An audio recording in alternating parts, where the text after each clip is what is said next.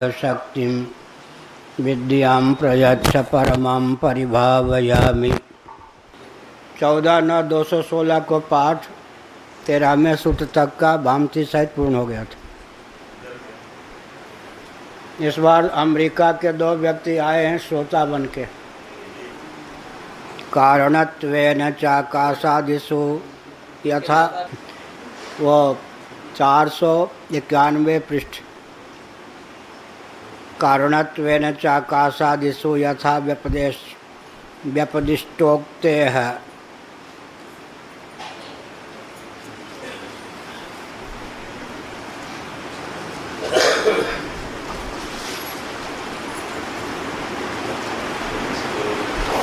नारायण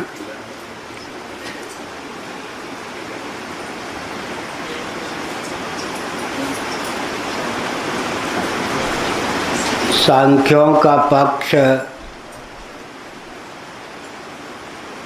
प्रधान कारणवाद है। प्रधान को ही वे प्रकृति अव्यक्त भी कहते हैं। उनके यहाँ जगत का निमित्त और उपादान कारण त्रिगुणात्मक प्रधान या प्रकृति या अव्यक्त है।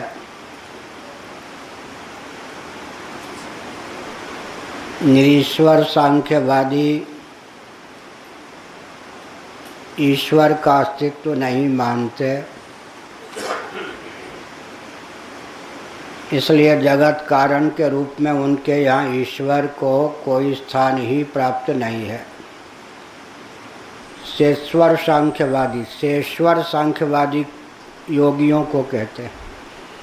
योगी का नाम है शेश्वर सांख्यवादी, ईश्वर को मानने वाले। लेकिन उनके यहाँ भी ईश्वर जगत का उपादान कारण सिद्ध नहीं होता। क्लेश कर्म विपाक आशय से अपरामृष्ट पुरुष विशेष का नाम ईश्वर है। शंकर भाष्य के अनुसार योगियों के सर्वज्ञ बीज ईश्वर को निमित्त कारण मान लेने पर भी उपादान कारण के रूप में त्रिगुणात्मक प्रधान ही सिद्ध है। अब सांख्यों की ओर से पूर्व पक्ष प्राप्त होता है।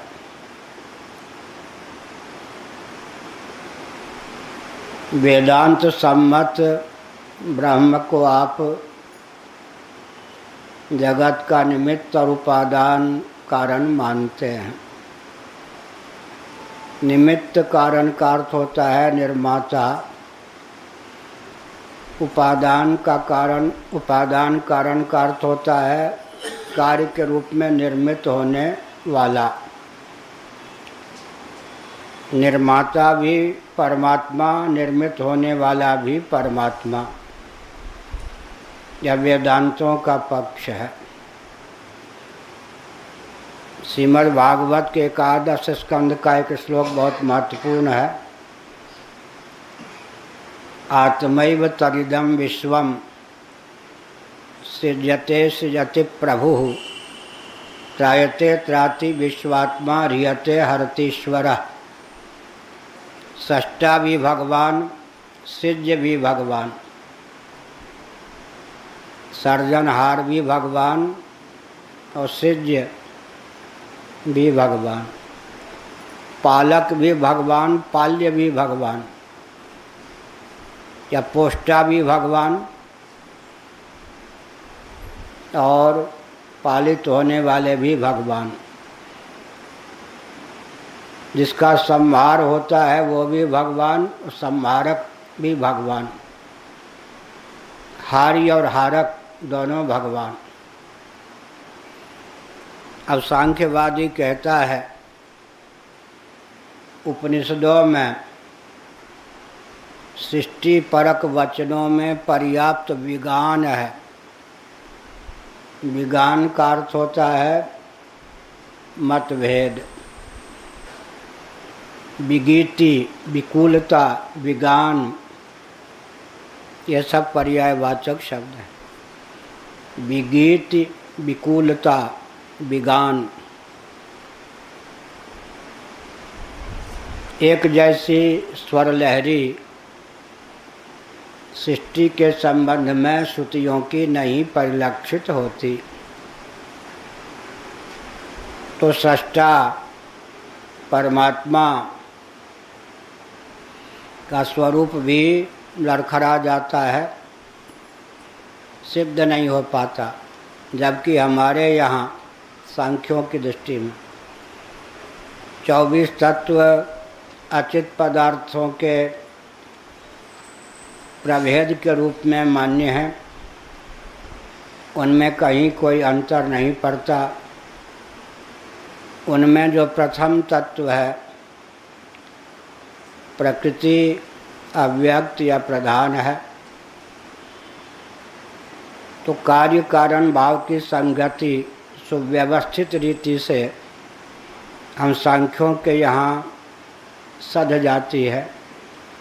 आपके यहाँ तो कार्यात्मक प्रपंच का वर्णन श्रुति भिन्न भिन्न रीति से करती है। जब कार्य ही अस्तव्यस्त अव्यवस्थित, तो कारण को लेकर भी मतभेद स्वाभाविक है। अतः कार्य कारण भाव आपका निरस्त है, हम सांख्यों का पक्ष प्रबल है। आकाशादिषु, आकाश इत्यादि के कारण के रूप में आप परमात्मा को स्वीकार करते हैं,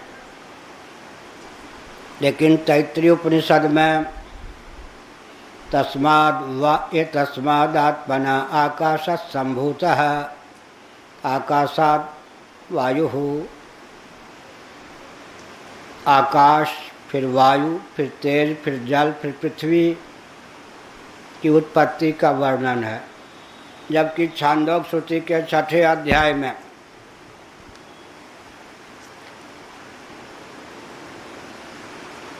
तेज जल और पृथ्वी 3 भूतों की उत्पत्ति का ही वर्णन है। वायु और आकाश का उल्लेख ही नहीं है। यह तो सृष्टि विषयक विज्ञान है, विकुलता है। विज्ञान माने तालमेल ना, एक उधर खींच के ले रहा हो गीत, कोई उधर कोई उधर। इधर वाले जो वेद पाठ करते हैं वो अच्छा नहीं लगता। क्यों? हर वेद पाठी अपने स्वर को बुलंद करना चाहता है, और दक्षिण वाले एक स्वर से बोलते हैं। तो उन दाक्षिणात्य जब वेद पाठ करते हैं तो उसमें सरसता परिलक्षित होती है। ताल मेल राग रागनी न बिगड़े, इधर मेरा व्यक्तित्व निखर के आवे। इसीलिए इधर के वेद पाठी जब वेद पाठ करते हैं तो उसमें लालित्य नहीं आ पाता है। तो हमारे यहाँ सांख्यवादी कहते हैं कार्य कारण को लेकर एक रूपता है, आपके यहाँ एक रूपता नहीं। कहीं क्रमिक सृष्टि का वर्णन है, कहीं क्रम को छोड़कर ही वर्णन है, कहीं एकाएक स्वतः सृष्टि की उत्पत्ति का वर्णन है, कर्ता ईक्षण करे तब सृष्टि बने, ऐसा है ही नहीं। कहीं सत से सृष्टि की उत्पत्ति का वर्णन है, कहीं असत से सृष्टि की उत्पत्ति का वर्णन है। तो कारण को लेकर भी विज्ञान है, कार्य को लेकर तो विज्ञान है ही। तो कार्य कारण भाव जो आपके यहाँ है वह अमान्य है। कारण ही जब ईश्वर सिद्ध नहीं होता तो तटस्थ लक्षण ही गड़बड़ हो जाता है। तो स्वरूप लक्षण लक्षित जो ब्रह्म है वह भी असिद्ध होता है। इस प्रकार औपनिषद सिद्धांत अमान्य है और स्मार्त या यौक्तिक सिद्धांत, अनुमान सिद्ध जो सिद्धांत है वही ग्राह्य है या पूर्व पक्ष।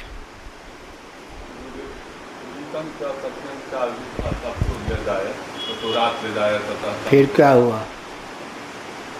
फिर क्या हुआ? ये तो मंत्र पढ़ा आपने, प्रश्न क्या है?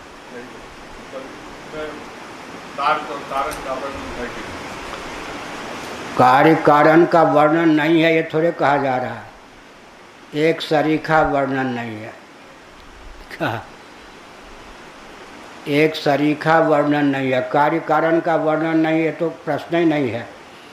पूर्व पक्ष जो है, कार्य कारण का वर्णन एक सरीखा नहीं, और हमारे यहाँ एक सरीखा है। इसलिए आपका पक्ष जो है, जैसे कोई गवाह कभी कुछ बोले कभी कुछ बोले कभी कुछ बोले तो उसको मिथ्याभाषी माना जाता है। तो आपके यहाँ कार्य कारण को लेकर उपनिषदों में पर्याप्त विज्ञान है, एक मत नहीं है। इसलिए आपका कार्य कारण भाव अमान्य है। यह पूर्व पक्ष। कार्य का वर्णन नहीं, कारण का वर्णन नहीं, ऐसा नहीं, एक सरीखा वर्णन नहीं है, इतना। बहुत सावधान होकर सुनना चाहिए। कार्य कारण भाव का वर्णन नहीं है, ये कहाँ कहा गया? एक सरीखा वर्णन नहीं है, वर्णन में भेद है, विभेद है।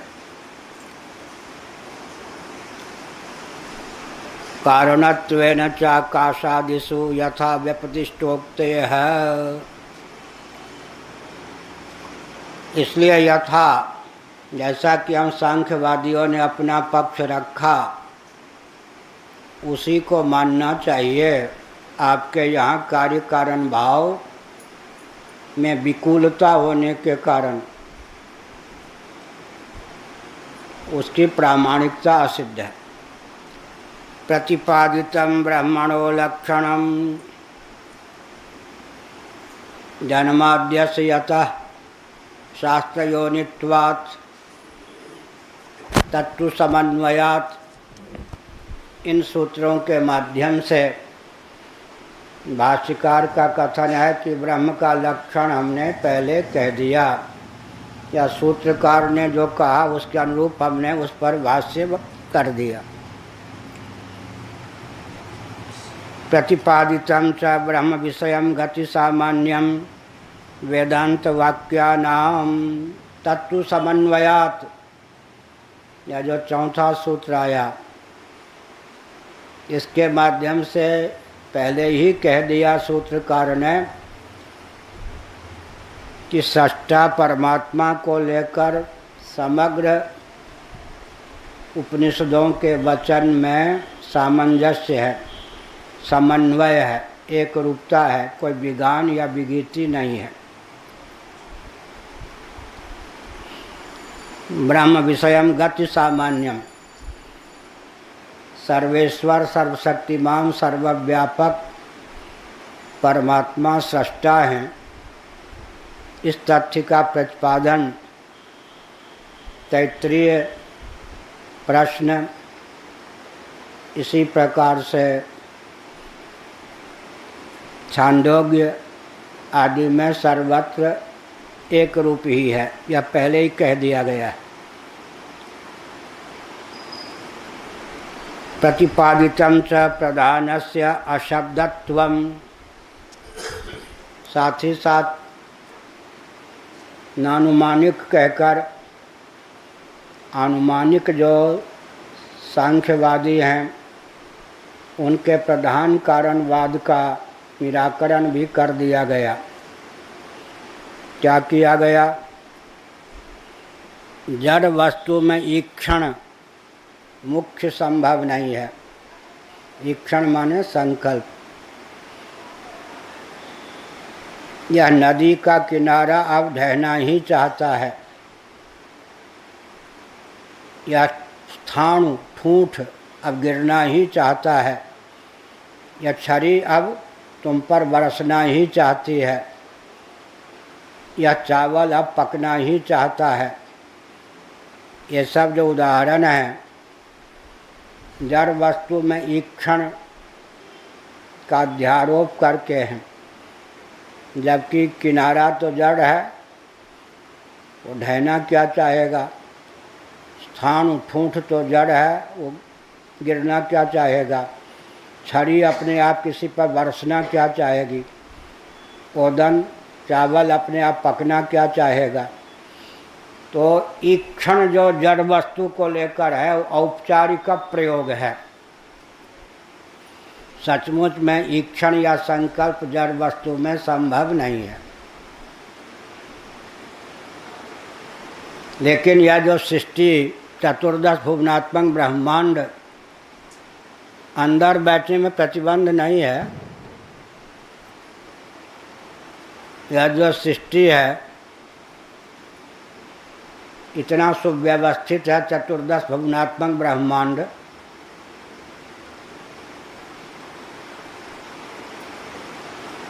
यह बिना व्यवस्थित ईक्षण के संभव नहीं है। क्या गुणाक्षण न्याय से सृष्टि की संरचना संभव नहीं। गुण होते हैं ना, वो लग जाते हैं कोई चित्र की तरह। तो यह जो इतनी व्यवस्थित सृष्टि है, वो जड़ जो तुम्हारा प्रधान है, अव्यक्त या प्रकृति भी जिसको कहते हैं, एक तो उसमें ईक्षण ही संभव नहीं है। तो इतने व्यवस्थित सृष्टि की संरचना का संकल्प उसमें कैसे होगा। संकल्प होगा तो जड़ कैसे सिद्ध होगा। क्या और जड़ सिद्ध होगा तो संकल्प उसको, संकल्प का कर्ता उसको कैसे मानेंगे, संकल्प करने वाला उसको कैसे मानेंगे। इसलिए प्रधान कारणवाद का निराकरण कर दिया गया कि अनुमानिक, केवल अनुमान के द्वारा सिद्ध जो तथ्य होता है वो वास्तव में प्रबल अनुमान के द्वारा निरस्त हो जाता है। अतः शास्त्र सम्मत अनुमान युक्ति या तर्क ही मान्य है। इसमें क्या उदाहरण है। नैयायिकों ने एक अनुमान बनाया। मुरारजी देसाई उस समय जन्मे नहीं थे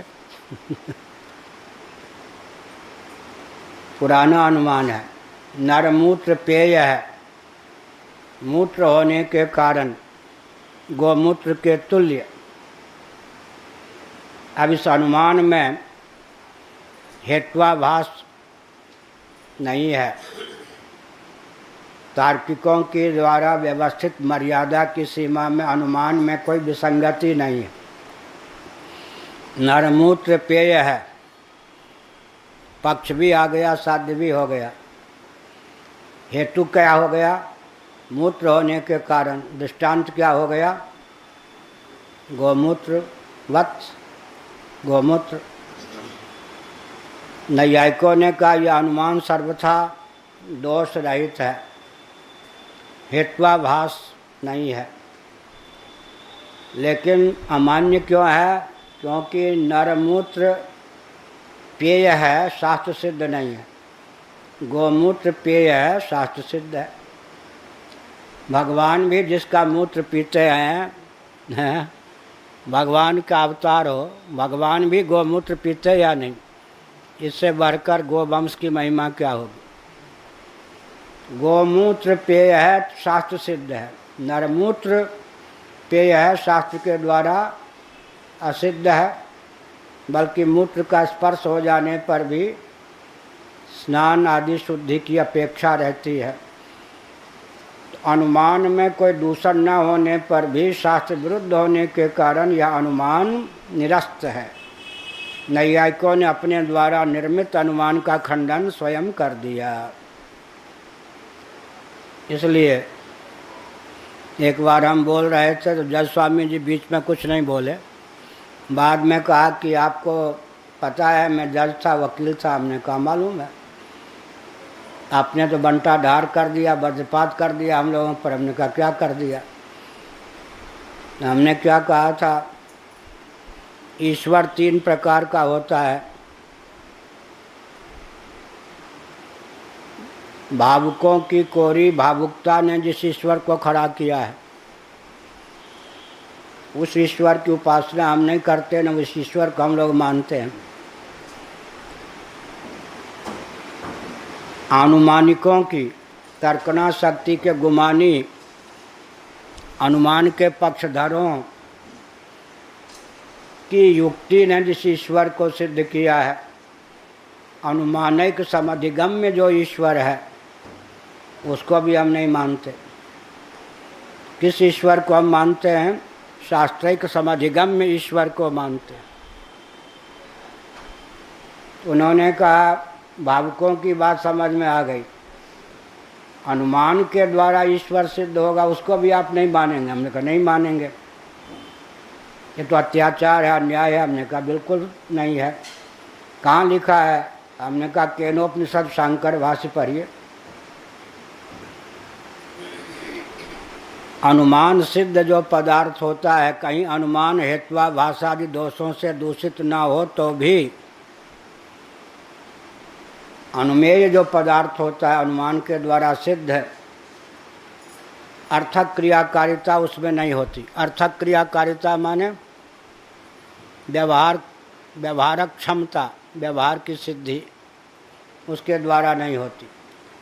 अखंड धूम लेखा, धुएं की अखंड धारा को देखकर, पर्वत में धुएं की अखंड धारा को देखकर, दूरस्थ पर्वत में धुएं की अखंड धारा को देखकर हमने आग का अनुमान किया। अब उस आग से न दाह की प्राप्ति होगी हमको, न प्रकाश की। सर्दी में ठिठुरते रहेंगे, अंधकार में भटकते रहेंगे।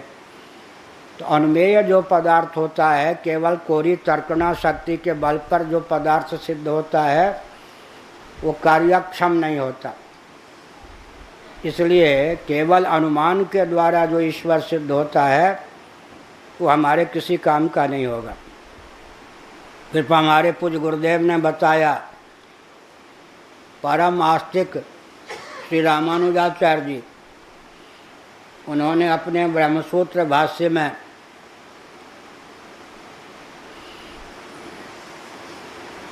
अनुमान सिद्ध ईश्वर की धिज्जी उड़ा दी। अब ब्रह्म को ही तो सिद्ध करने जा रहे थे, तो ब्रह्म का ही खंडन कर दिया ईश्वर का। तो उसका तात्पर्य क्या है? अगर तुम अनुमान की भित्ति पर ईश्वर को खड़ा करोगे, तो प्रबल अनुमान के द्वारा वह ईश्वर असिद्ध हो जाएगा। हम ईश्वरवादी क्यों हैं? क्योंकि वेदों ने ईश्वर का अस्तित्व स्वीकार किया। अब रह गई बात भावुकों की कोरी भावुकता ने जिस ईश्वर को जन्म दिया, वो ईश्वर कैसा होगा? भामतीकार विधुर परिभावित कांता साक्षात्कार के तुल्य होगा। विधुर माने जिसकी पत्नी दम तोड़ गई, उस रणुए का नाम है संस्कृत में विधुर। पत्नी के प्रति आसक्ति के कारण भाव जगत में ध्यान करता है, भावना में पत्नी का साक्षात्कार भी हो जाता है। तो विधुर परिभावित कांता साक्षात्कार होने पर भी प्रामाणिक नहीं है, प्रमाण सहिष्णु नहीं है, क्योंकि उसकी पत्नी तो दम तोड़ चुकी है।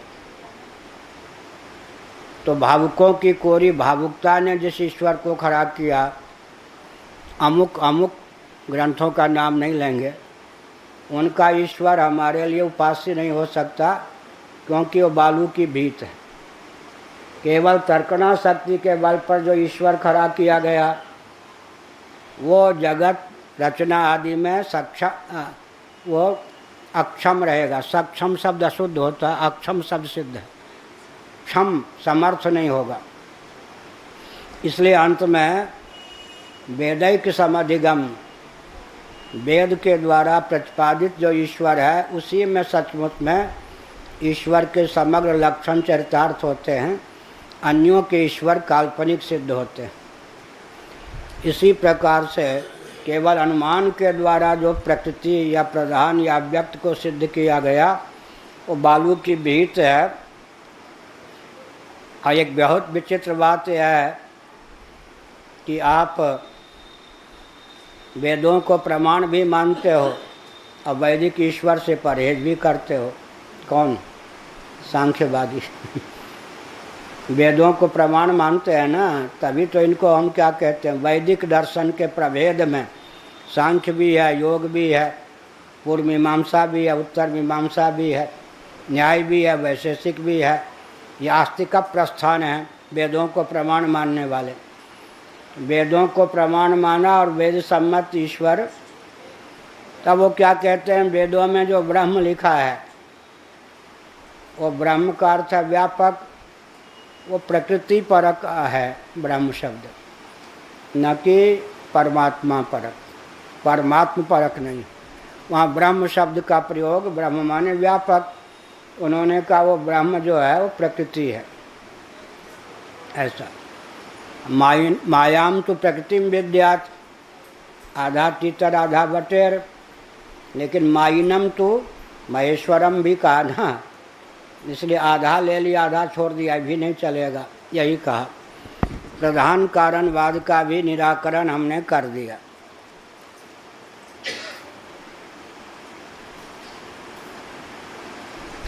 कौन सा पेज था भाई? हाँ ठीक है। प्रतिपादितम च प्रधान से अशब्दत्वम, अशब्दत्वम का अर्थ है शब्द माने वेद, अवैदिकता इसकी सिद्ध है। प्रधान अवैदिक है, अब प्रधान को वैदिक सिद्ध करना चाहेंगे तो कितनी कटनी छटनी हो जाएगी। प्रधान प्रधान नहीं रह जाएगा। प्रकृति को माया सिद्ध करना चाहेंगे तो सांख्यों की प्रकृति प्रकृति नहीं रह जाएगी, क्या हो जाएगी? ब्रह्म की शक्ति हो जाएगी, अनिर्वचनीय हो जाएगी। और महाप्रलय में ब्रह्म में विलीन हो जाएगी। तो प्रकृति नाम रहने पर भी प्रकृति में इतनी कटनी छटनी हो जाएगी कि प्रकृति सांख्यों वाली रह नहीं जाएगी।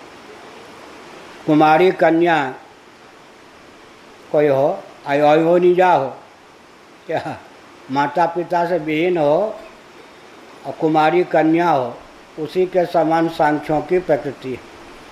और यहाँ विवाहिता देवी के समान हमारी प्रकृति या माया है, क्या पुत्र वधू के रूप में है, पत्नी के रूप में है।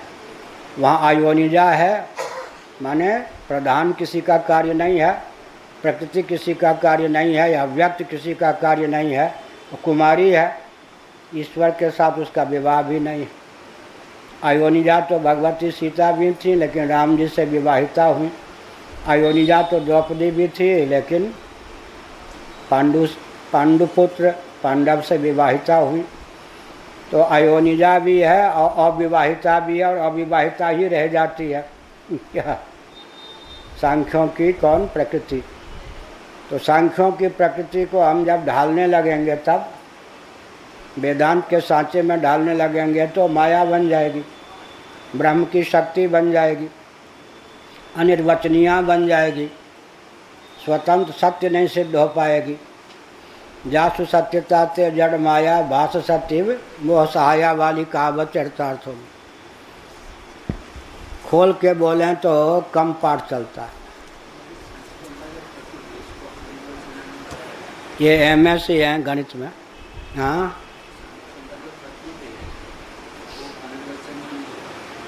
अनिर्वचनीय का अर्थ है मिथ्या। वो तो जगत को मिथ्या मानते, वो तो एक सुई को भी मिथ्या नहीं मानते। प्रकृति मिथ्या हो गई तो जगत कहाँ से सत्य होगा? वो तो वज्र सत्यवादी है ना, सत कार्यवादी, कारण भी सत कार्य भी सत। कारण सत कार्य असत, नैयायिक वैनाशिक, अर्धवैनाशिक कौन हो गए? वैशेषिक नैयायिक। कारण असत कार्य असत, तब क्या हो गया? वैशेषिकवाद। कारण ही असत तो बौद्धवाद। कारण कार्य दोनों सत्य तो सांख्यवाद योगवाद, अब ब्रह्म सत्य उसके अतिरिक्त कार्य कारण मिथ्या अनिर्वचनीय तो वेदांतवाद। ये सब अंतर है। नाम रूप तो सत्य मानते हैं। जब सब कुछ सत्य मानते हैं तो मिथ्या तो उनके यहाँ कुछ है ही नहीं। रज्जु सर्प भी मिथ्या नहीं है, रज्जु सर्प भी मिथ्या नहीं है। स्वामी अखंडानंद जी महाराज खूब हंसाते थे। हमारे प्रवचन में तो हंसना रोना किसी को हो ही नहीं सकता, शायद ही कोई रोता हो हंसता हो। एक लाला ने एक महीने तक मेरा प्रवचन सुना मेरठ में, बाद में कहा कोई कथा है ये व्यथा है। एक जगह गया मेरठ में, कहा एक जगह गया, एक दंडी स्वामी कथा कह रहे थे, वहाँ बैठ गया जाके, वही जो छत्तीसगढ़ में आते हैं, हमसे प्रतिद्वंद्विता रखते हैं आरंभ से। 1 घंटे में 4 बार रोया, 4 बार हंसा। मेरा तो 1 महीना खा लिया आपने। 1-1 घंटा दोनों बार हमने प्रवचन सुना, न एक बार रोने का अवसर मिला न एक बार हंसने का। तो हमने कहा किसने बुलाया था? हमने बुलाया था प्रवचन सुनो, अपना समय क्यों खराब किया, दुकान पर होते। तो उसने कहा तनाव दूर करने के लिए प्रवचन सुनने आते हैं, अब यहाँ तो तनाव सुने सर से उड़ जाती है बात या सर में दर्द हो जाता है, ये कोई प्रवचन है?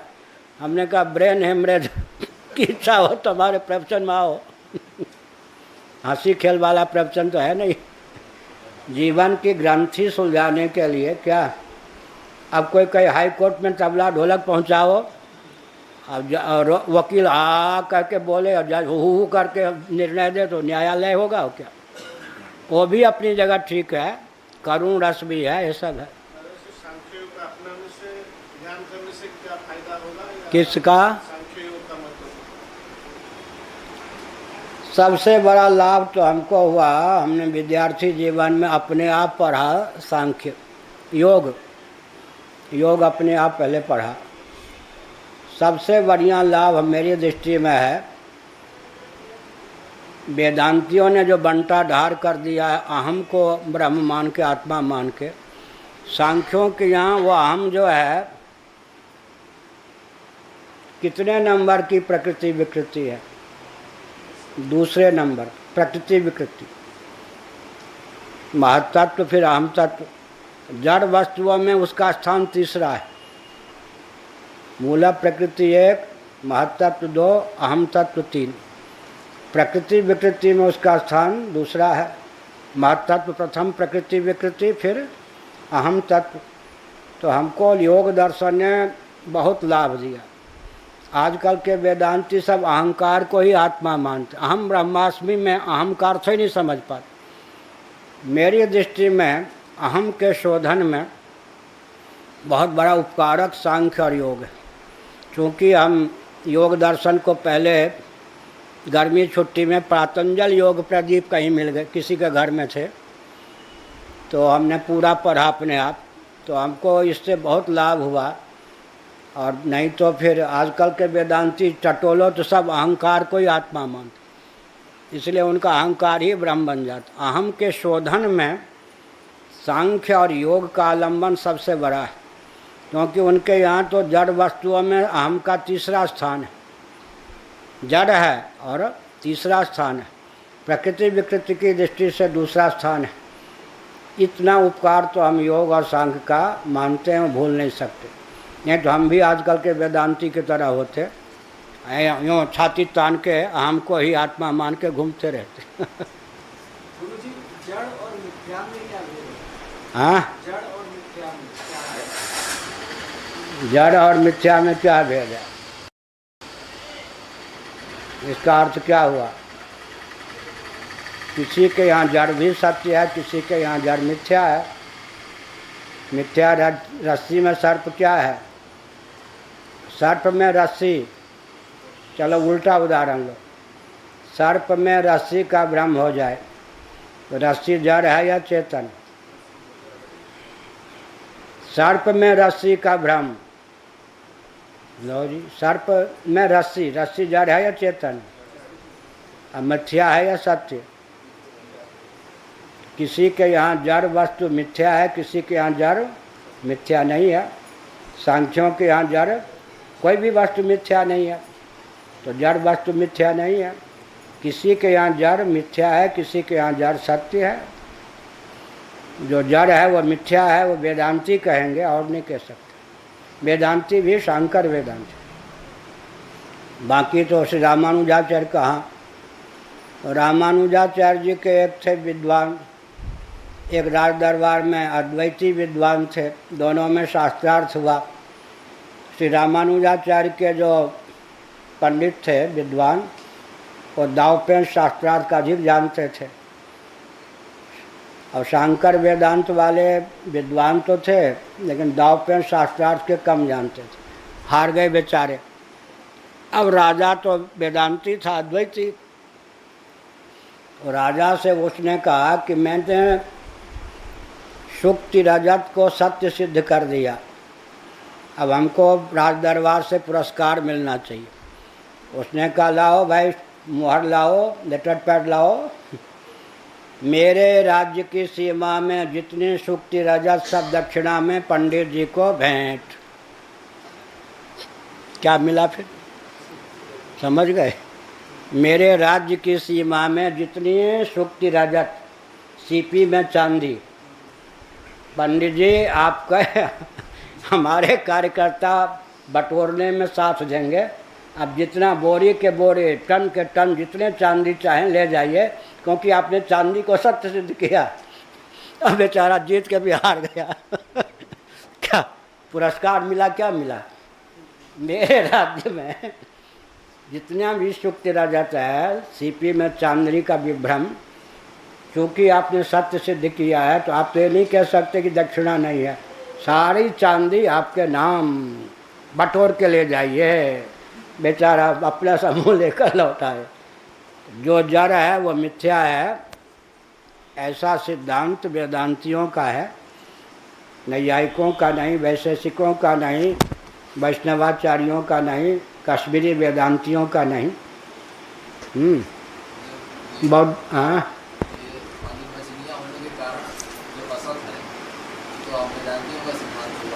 असत माने मिथ्या और असत कहीं कहीं पर्यायवाचक है, कहीं भेद है। बंध्यापुत्र असत है, रज्जु सर्प मिथ्या है। प्रतीति गोचर हो लेकिन वास्तविक स्थिति न हो, प्रतीति का विषय बन जाए, जिस रूप में प्रतीत हो उस रूप में सत्य न हो, उसका नाम अनिर्वचनीय है, मिथ्या। जिस रूप में प्रतीत हो उस रूप में सत्य न हो, सुक्ति रजत, रज्जु सर्प, नभ नैल्य, ये सब। और न हो न प्रतीत हो, असत। बंध्यापुत्र, खरगोश के सिंह आदि। और खरगोश के कान में किसी को खरगोश के सिंह की बुद्धि बन जाए तो मिथ्या है, और खरगोश के सिंह कान में नहीं तो क्या हुआ? मृग तृष्णाम भसिस्नातः ख पुष्पकृत शेखरः एष बंध्यासुतो याति शशृंग धनुर्धरः। क्या अर्थ हुआ? मृग तृष्णाम भसिस्नातः, मृग जल मरुमरीचिका में स्नान करके, मृग तृष्णाम भसिस्नातः ख पुष्पकृत शेखर, आकाश कुसुम के मुकुट धारण किए हुए। या बंध्यापुत्र जा रहा है और खरगोश के सिंह के धनुष हाथ में लिए हुए। कुछ है इसमें क्या? मृग तृष्णाम भसिस्नातः, शंकराचार्य ने लिखा है। ख पुष्पकृत शेखरः एष बंध्यासुतो याति शशसिंह धनुर्धरः।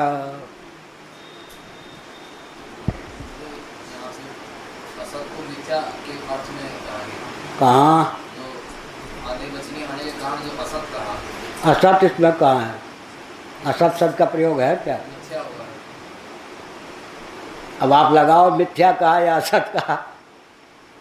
मृग तृष्णाम भसिस्नातः, मृग जल में मरुमरीचिका में स्नान करके आकाश कुसुम के मुकुट को धारण करके, अब आकाश कुसुम होता ही नहीं तो मुकुट धारण क्या करेगा, उतने अंश में असत हो गया।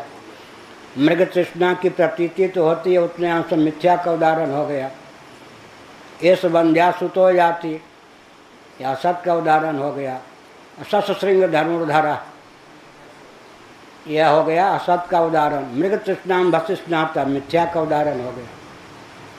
वो एक अनिर्वचनीय या तीन, लेकिन असतो माँ सदगमय ना सतो विद्यते भाव, यहाँ असत शब्द का प्रयोग मिथ्या के अर्थ में। सत भगवान को कहेंगे सत, तो उसका विपरीत क्या हुआ, असत। इस परमात्मा के अलावा जो कुछ है वह असत हो गया। चित्त तो अचित, आनंद तो दुख, तो सत्य का विलोम अर्थ असत को मानेंगे तब वो भाववाचक हो जाएगा, लेकिन अनिर्वचनीय होगा। अब बंध्या पुत्र आदि के अर्थ में असत का प्रयोग करेंगे तो जो हो भी नहीं और प्रतीति भी जिसकी न हो असत है, न होता हुआ ही प्रतीत हो मिथ्या है। क्या न होता हुआ ही जिस रूप में नहीं है उस रूप में प्रतीत हो तो अनिर्वचनीय या मिथ्या है। न हो न प्रतीत हो, और हो और माया से कुछ अन्य दिखाई पड़े। बंध्या पुत्रों न तत्वे न माया वापि जायते, बंध्या पुत्र स्वतः भी उत्पन्न नहीं हो सकता, माया से भी उत्पन्न नहीं हो सकता। लेकिन ब्रह्म स्वतः उत्पन्न नहीं हो सकता क्योंकि अज है, माया से उत्पन्न हो सकता है। असत में और सत ब्रह्म में क्या अंतर हुआ, बंध्या पुत्र माया से भी उत्पन्न नहीं हो सकता क्योंकि सर्वथा अलीक है, और ब्रह्म माया से उत्पन्न हो सकता है। संभवाम्यात्म माया मयाध्यक्षेण प्रकृति श्रूयते सचराचरम।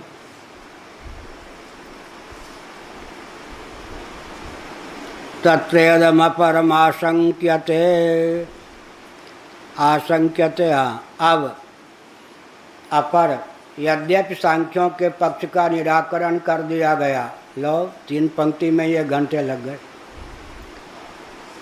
अब सांख्यवादी फिर आक्षेप करता है, न जन्मादि कारणत्वं ब्रह्मणो ब्रह्म विषयं वा गति सामान्यं वेदांत वाक्यानां प्रतिपत्तुं शक्यम।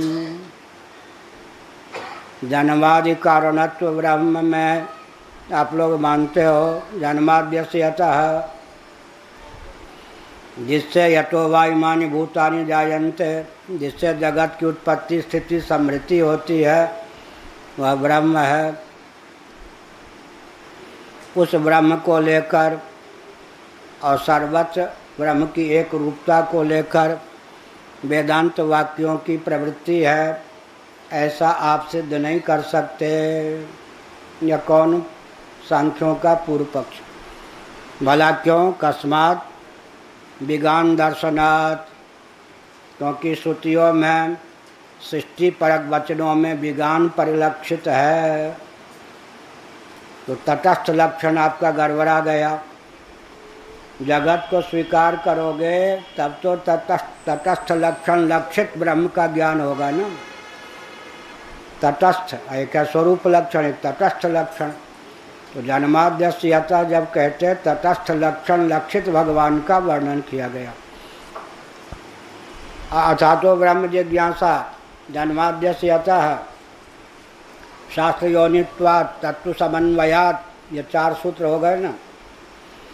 अब स्वरूप लक्षण से ही ब्रह्म सूत्र प्रारंभ करते, तटस्थ लक्षण से प्रारंभ न करते तो कोई शास्त्रार्थ होता, शास्त्रार्थ का मार्ग ही समाप्त हो जाता।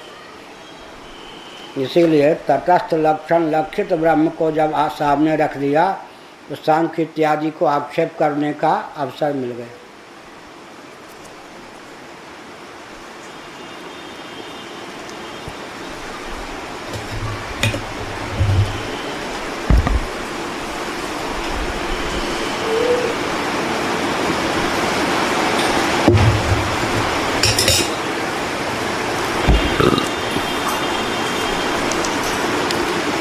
प्रति वेदांतम ह्यन्यान्या सृष्टिरुपलभ्यते क्रमादि वैचित्र्यात्। प्रति वेदांत में वेदांत माने वेदों का शिरोभाग उपनिषद। अन्य अन्य प्रकार से सृष्टि उपलब्ध है। कोई श्रुति इस प्रकार से तो कोई श्रुति इस प्रकार से सृष्टि का वर्णन करती है। क्रमादि वैचित्र्यात्, उनके क्रमादि में भी भिन्नता है, विचित्रता है। तैत्तिरीय उपनिषद ने आकाश को प्रथम कार्य के रूप में लिया। छांदोग्य में सबसे पहले तेज का ही वर्णन कर दिया गया। इस प्रकार क्रम में भी विचित्रता है, विगान है। तथा ही यह सूत्र व असूत्र के अनुकूल वाक्य क्वचित आत्मना आकाशा संभूतः तैत्तिरीय 2:1 इति आकाशादिका सृष्टि आमनायते। कहीं तो उपनिषद में जैसे कि तैत्तिरीय 2:1 में आत्मा से आकाश उत्पन्न हुआ, आकाश जिसमें प्रथम है, इस प्रकार सृष्टि का आमनाय वर्णन किया गया शास्त्र में, वेदांत में। क्वचित तेज आदि का तत्तेजो सृजत, इस प्रकार से छांदोग्य उपनिषद को लेकर कहा। उस परमात्मा ने ईक्षण किया, तेज की संरचना की। क्वचित प्राणादि का प्रश्नोपनिषद में कहा गया, उसने प्राण की संरचना की। प्राणात् श्रद्धाम, प्राण क्या है, बाद में उसने श्रद्धा की रचना की। इस प्रकार से कहीं प्राण का प्रथम उल्लेख है, कहीं तेज का प्रथम उल्लेख है और कहीं आकाश का प्रथम उल्लेख है। नाम में भी भेद हो गया, अर्थ में भी भेद हो गया और प्रथम स्थान में भी भेद हो गया। इति क्वचित अक्रमेणैव लोकानाम उत्पत्ति आमनायते। कहीं कहीं बिना क्रम के ही लोकों की उत्पत्ति का निरूपण वेदांतों में परिलक्षित है। स इमान् लोकान् असृजत, उसने इन लोकों की रचना की। यहाँ पर बहुवचन का प्रयोग कर दिया, माने युगपत, एक कालावच्छेदन सबकी उत्पत्ति हो गई, ऐसा ध्वनित हो रहा है। अर्थात यहाँ पर तो क्रम का कोई वर्णन ही नहीं है। अम्भो मरीचिर मरमापः, ऐत्रेय उपनिषद इस मठ का है। यह उपनिषद सब स्त्रीलिंग है। इस मठ की उपनिषद है ऐत्रेय, प्रज्ञानम ब्रह्म। अम्ब की, मरीचि की, यह सब जल का, फिर तेज का, इस प्रकार से वर्णन कर दिया। तथा क्वचित असत्पूर्विका सृष्टि पठ्यते। लो जी, अब छांदोग्य में कह दिया गया सदैव सौम्यदमग्र आसीत। हे सौम्य, महाप्रलय के पश्चात सृष्टि रचना के पूर्व एकमात्र सजाति विजाति स्वगत भेद शून्य सत्य ही था। लेकिन कहीं कह दिया गया असत सृष्टि के मूल में था। असद वा इदमग्र आसीत, वाह वही के अर्थ में असत ही था। तत्व वही सत अजायत, उस असत से सत उत्पन्न हुआ। तैत्तिरीय 2:7 में कह दिया गया। उसी में सत्यम ज्ञानम अनंतम ब्रह्म भी कह दिया गया है। तो कहीं असत से सृष्टि तो कहीं सत से सृष्टि। परमात्मा को लेकर भी तो विज्ञान है ही, क्रम को लेकर विज्ञान है, युगपत को लेकर विज्ञान है। इस प्रकार 13 प्रकार का विज्ञान भगवान शंकराचार्य ने पूर्व पक्ष की ओर से दिखाया है ब्रह्मसूत्र भाष्यों में। क्वचित असद्वाद निराकरणेन सत्पूर्विका प्रक्रिया प्रतिज्ञायते। लेकिन छांदोग्य उपनिषद में बौद्धों का सद्वाद का निराकरण करके सद्वाद की स्थापना की गई है। कथम असतः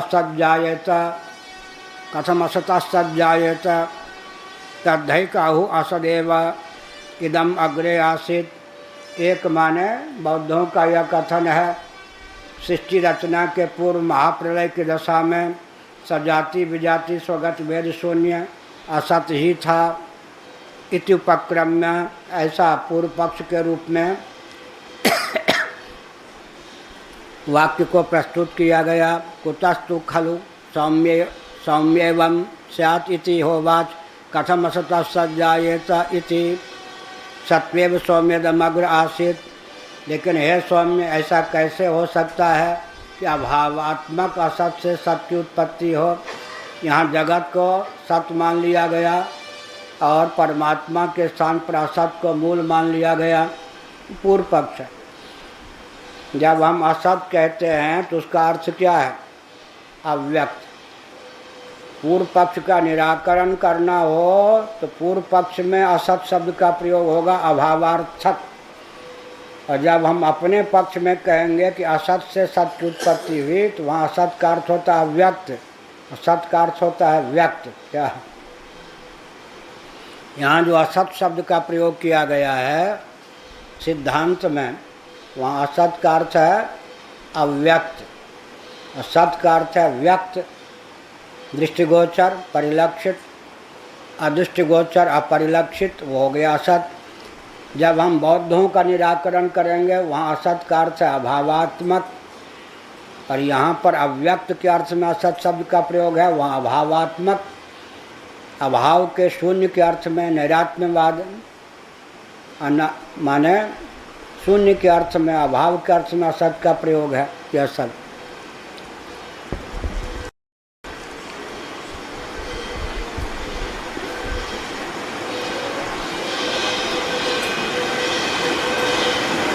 इसीलिए सत्वेव सौम्यदमग्र आसीत। हे सौम्य, पिता ने अपने पुत्र से कहा, सत्व माने सत्य ही था सृष्टि रचना के पूर्व। क्वचित स्वयं कर्तिकैव व्याक्रिया जगतो निगद्यते। कहीं पर स्वयं कर्तृक ऑल ऑफ सडन एकाएक सृष्टि बन गई, कोई कर्ता आदि की अपेक्षा ही नहीं। जैसे तद्धेकम तरी अव्याकृतम आसीत तन्नाम रूपाभ्याम एव विक्रियते। पहले अव्याकृत ही था, वो अपने आप नाम रूप के रूप में व्याकृत हो गया, व्यक्त हो गया। इस प्रकार अपने आप क्या हो गया? जगत उत्पन्न हो गया, किसी के ईक्षण की आवश्यकता ही नहीं।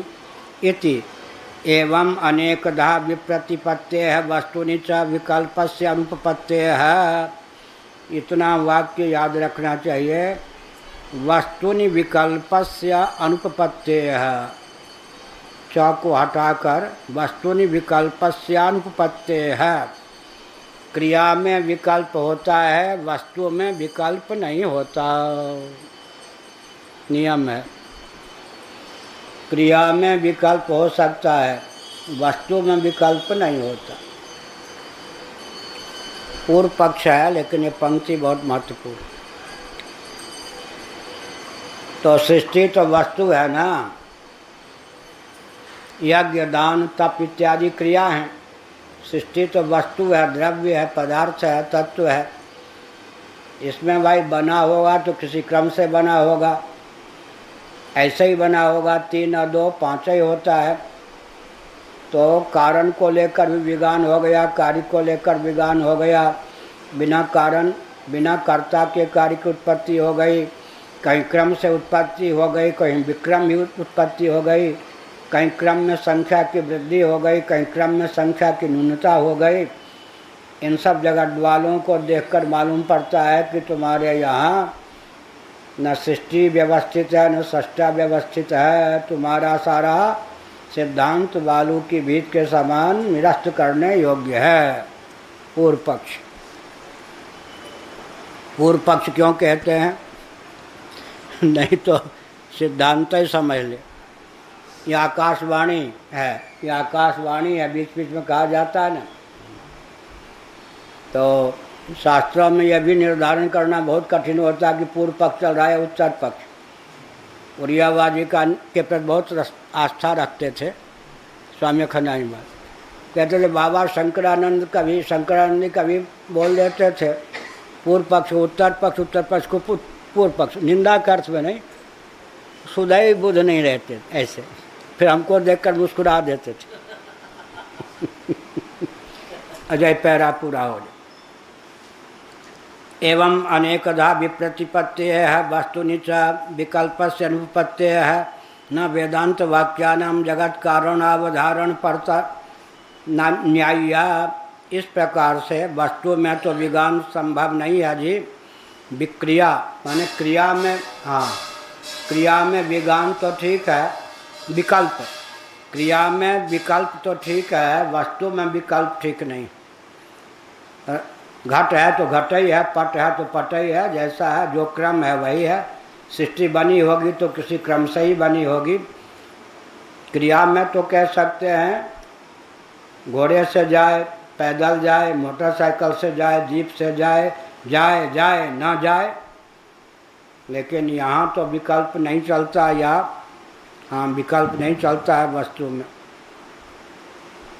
इसलिए वेदांत वाक्यों को लेकर जगत कारण का निर्धारण उचित नहीं है। स्मृति न्याय प्रसिद्धाभ्याम तो कारणांतर परिग्रहो न्याय्य। तब क्या है, वेदांतियों अपना पक्ष छोड़ दो। स्मृति और युक्ति, न्याय माने युक्ति, स्मृति माने श्रुति भिन्न, जो कुछ श्रुति भिन्न है सबका नाम स्मृति, और न्याय माने युक्ति। हमारा जो पक्ष है सांख्यवादी कहता है श्रुति सम्मत है, युक्ति सम्मत है, इसीलिए कारणांतर परिग्रह न्याय्य माने उचित है। अर्थात प्रधान कारणवाद को मान लो, अपना ब्रह्म कारणवाद छोड़ दो। एवं प्राप्ते ब्रूमः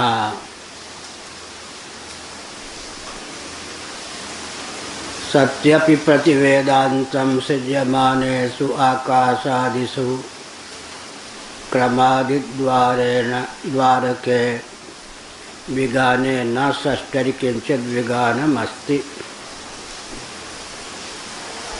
न षष्ठरि किंचित् विगानमस्ति। बहुत महत्वपूर्ण पंक्ति है भाष्यकार भगवान की। माना कि वेदांतों में अर्थात उपनिषदों में आकाशादि की संरचना को लेकर सृष्टि परक श्रुतियों में विज्ञान है, एक रूपता नहीं है, विभिन्नता है।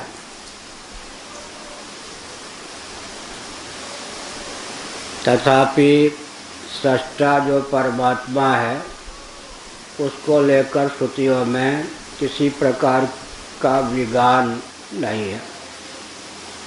सत्यपि प्रतिवेदांतं सिज्यमानेषु आकाशादिषु, उत्पन्न होने वाले आकाशादि में भेद है। क्रमादि द्वार के विगाने, कहीं क्रम में विज्ञान है। तैत्तरीय उपनिषद में आकाश, फिर वायु, फिर तेज, फिर जल, फिर पृथ्वी का वर्णन, जबकि छांदोग्य के 6ठे अध्याय में आकाश वायु का उल्लेख न होकर तेज, जल और पृथ्वी का उल्लेख है। इस प्रकार क्रम में भी विज्ञान है, संख्या में भी विज्ञान है ही, उत्पत्ति के प्रकार में भी विज्ञान है। इतना होने पर भी जो सृष्टा परमात्मा है उसको लेकर किसी प्रकार का विज्ञान नहीं है। अतः प्रधान की दाल नहीं गल सकती, सांख्यों की दाल नहीं गल सकती। प्रकृति को सांख्यवादी अव्यक्त या प्रधान कहते हैं, क्योंकि ईक्षणकर्ता के रूप में क्या आना है नहीं, क्योंकि ईक्षणकर्ता के रूप में परमात्मा का ही सर्वत्र उल्लेख है।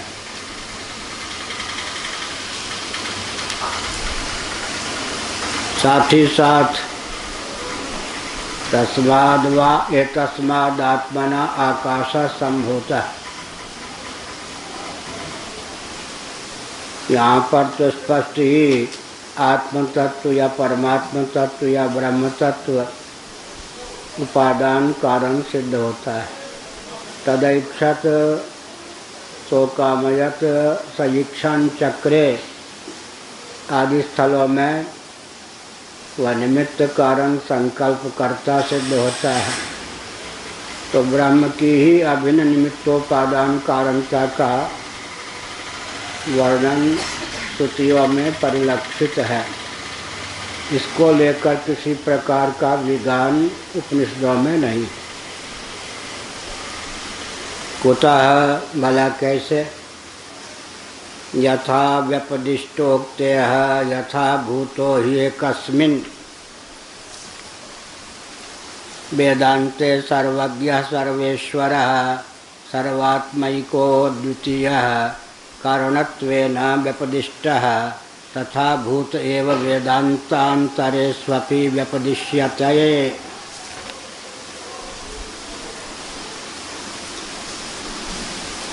किसी एक उपनिषद में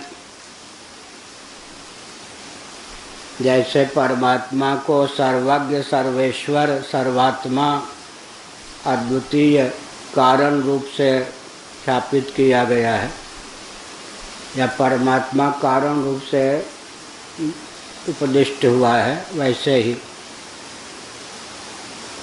अन्य वेदांतों में भी सर्वज्ञ सर्वेश्वर सर्वात्मा की अद्वितीयता का प्रतिपादन है। यहाँ सर्वज्ञ है, सर्वेश्वर है, इससे निमित्त कारणता झलकती है। लेकिन सर्वात्मा है और अद्वितीय है, जो भाष्यकार ने दो शब्दों का प्रयोग किया, इससे परमात्मा की उपादान कारणता सिद्ध होती है।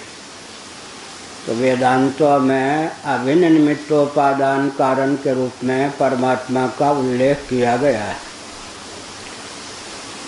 तद यथा, अब उदाहरण के रूप में सत्यम ज्ञानम अनंतम ब्रह्म इति तैत्रीय उपनिषद या स्वरूप लक्षण परमात्मा का है, जिसका वर्णन किया गया। सत्यम ब्रह्म, ज्ञानम ब्रह्म, अनंतम ब्रह्म। व्यावर्त्य के भेद से सत्यम ज्ञानम कहा गया, लेकिन अपने आप में सत्यम ब्रह्म यह लक्षण भी पूर्ण है, ज्ञानम ब्रह्म यह लक्षण भी पूर्ण है। अन्यत्राया आनंदम ब्रह्म, आनंदो ब्रह्म, अन्यत्राया सच्चिदानंद मात्रम। यहाँ पर दो शब्द विधिमुख से हैं, सत्यम और ज्ञानम। ब्रह्म के पहले सत्यम ब्रह्म में सत्य शब्द विधिमुख से है, ज्ञानम ब्रह्म में ज्ञान शब्द विधिमुख से है। अनंतम ब्रह्म में अनंत शब्द निषेध मुख से है। तो दो प्रकार से शब्दों की प्रवृत्ति होती है, विधिमुख से निषेध मुख से। नेति नेति अशब्दम आदि जो शब्द हैं निषेध मुख से प्रयुक्त हैं, और जितने महावाक्य हैं सब विधिमुख से प्रयुक्त हैं। तत्त्वमसि अहम ब्रह्मास्मि प्रज्ञानम ब्रह्म एवं आत्मा ब्रह्म, ये चार वेद से संबद्ध चार उपनिषदों के एक एक वाक्य हैं, सब विधिमुख से हैं। विधि परक जो वचन है, निषेध गर्भित विधि के द्वारा उनका अर्थ लगाया जाता है। अशब्दम आदि नेति नेति आदि जो निषेध परक वचन हैं, वो विधि गर्भित निषेध मुख से अपना अर्थ बताते हैं। इस प्रकार दोनों विधा से ब्रह्म तत्व का विज्ञान होता है। अर्थात व्यावर्त्य भेद का अर्थ हुआ जगत अनित्य है, परिवर्तनशील है, असत्य है, यह सत्य है, अतः उससे विलक्षण सिद्ध करने के लिए सत्यम पद का प्रयोग किया गया। जगत अचित है, उससे विलक्षण सिद्ध करने के लिए ज्ञानम पद का प्रयोग किया गया। और अंतयुक्त है, कार्य जो भी होता है वह अंतयुक्त होता है, परिच्छिन्न होता है, उसका व्यावर्तन करने के लिए अनंत शब्द का प्रयोग किया गया। लेकिन अवकाश प्रदात्राकाशम, अवकाश को प्रदान करने वाला आकाश होता है। या जैसे लक्षण है, केवल व्यावर्तक मानेंगे तो बौद्ध मत की प्राप्ति होगी। अघट कहने पर घटातिरिक्त का निषेध तो हो जाएगा, घट की सिद्धि नहीं होगी। इसीलिए ये लक्षण भी हैं, केवल व्यावर्तन के लिए ही सत्यम ज्ञानम आदि पदों का प्रयोग नहीं हुआ।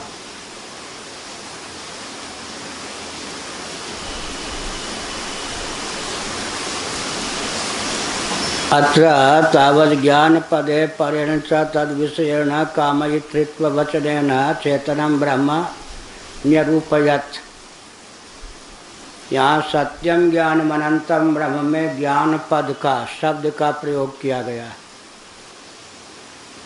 और अन्यत्र तदैक्षत सईक्षण चक्रे शोकामयत आदि वचन में ईक्षण करने वाला परमात्मा सिद्ध होता है।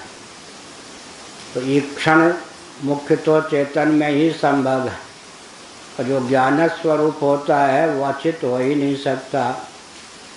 जबकि आपका प्रधान जो है मुख्य ईक्षण करता हो नहीं सकता, और आपकी दृष्टि में भी वह चेतन ही है।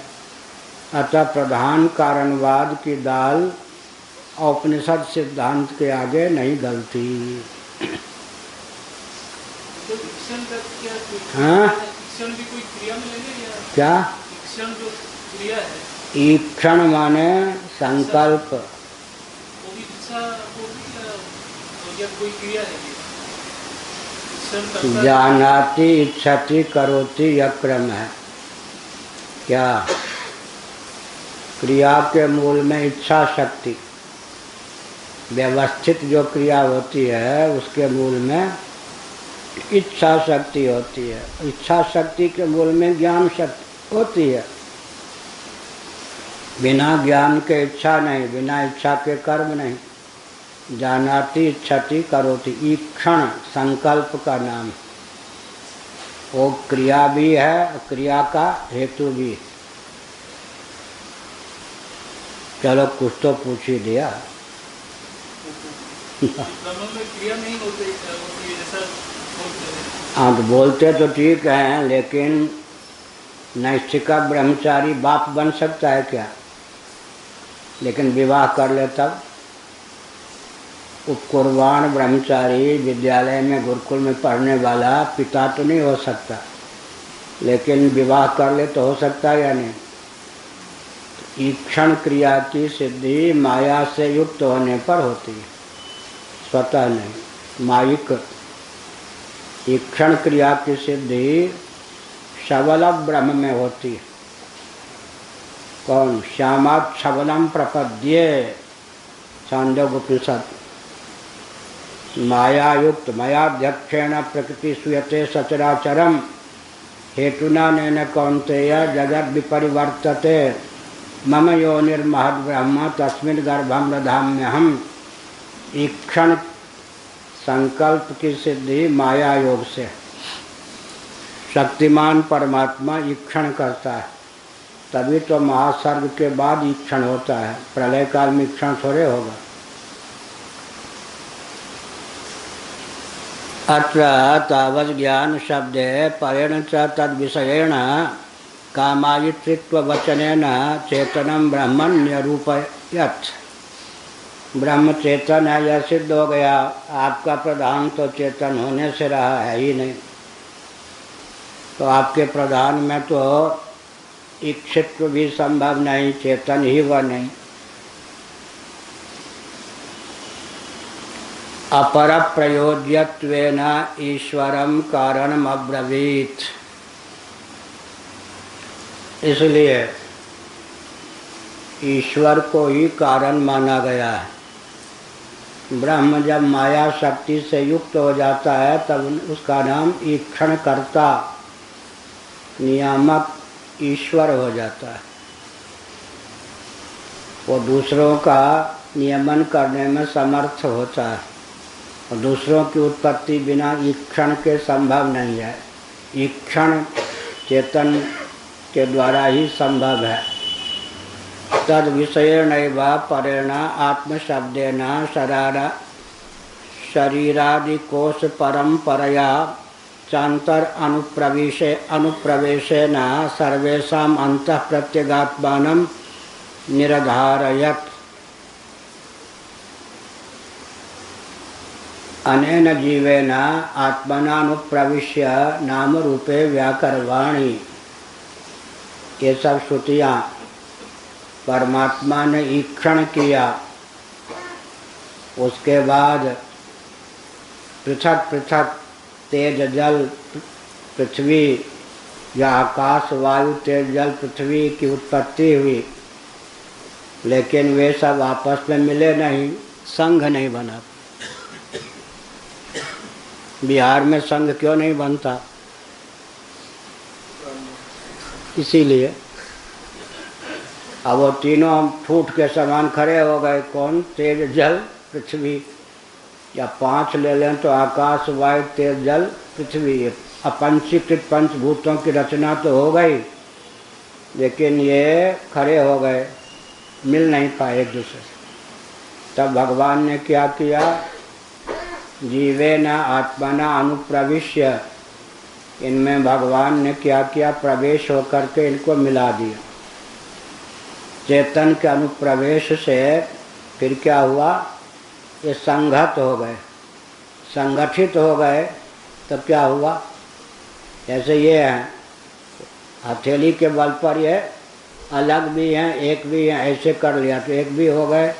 और पांचों जो अलग अलग हैं हथेली के बल पर ना, नहीं तो पांचों बिखर जाए। तो वो बिखराव संघ बल नहीं बना। ऐसे विराट की रचना होने पर भी उठा नहीं। तो भगवान ने क्या किया? प्रवेश किया। प्रवेश किया तब फिर पंचीकृत पंचभूतों की रचना हुई। त्रिविकृत 3 भूत बन गए, तब जाके सृष्टि की संरचना हुई। इस प्रकार से भगवान अनुग्रह पूर्वक क्या करते हैं? अनुप्रवेश के द्वारा असंभव पदार्थों को संभव कर देते। तो गुरुओं का काम है ये, बिखरे हुए सदस्यों को क्या करें? मिला दें। नहीं तो कोई मिलना नहीं चाहता, मिलेगा नहीं तो संघ बल बनेगा नहीं। मैं ही पर्याप्त, मैं ही पर्याप्त। धर्म संघ क्यों टूटा?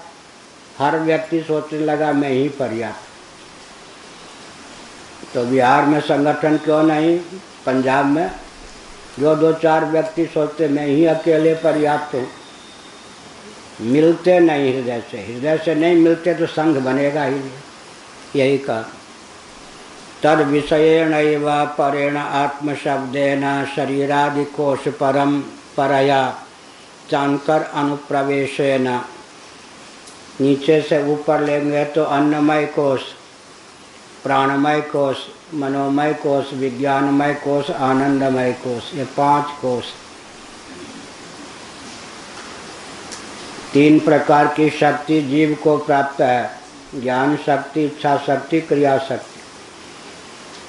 विज्ञानमय कोश को लेकर जानाति, मनोमय कोश को लेकर इच्छति और प्राणमय कोश को लेकर करोति। यह तीनों प्रकार की शक्ति हमको आपको सुलभ है। परमात्मा का अंश सरीखा जीव है, तो भगवान ने जीव को भी तीनों शक्तियों से संपन्न किया है। जानाति, इच्छति, करोति। विज्ञानमय कोश, मनोमय कोश, प्राणमय कोश। फलात्मक सबका पर्यवसान, कर्म का पर्यवसान किसमें होगा? फल में। फलात्मक कोश कौन है? आनंदमय कोश। कर्म की सिद्धि के लिए कितने कोश हैं? 3। विज्ञानमय कोश, मनोमय कोश, प्राणमय कोश। अभिव्यंजक संस्थान कौन है? स्थूल शरीर। इसके बिना तो प्राण की अभिव्यक्ति नहीं होगी, मन की अभिव्यक्ति नहीं होगी, बुद्धि की अभिव्यक्ति नहीं होगी।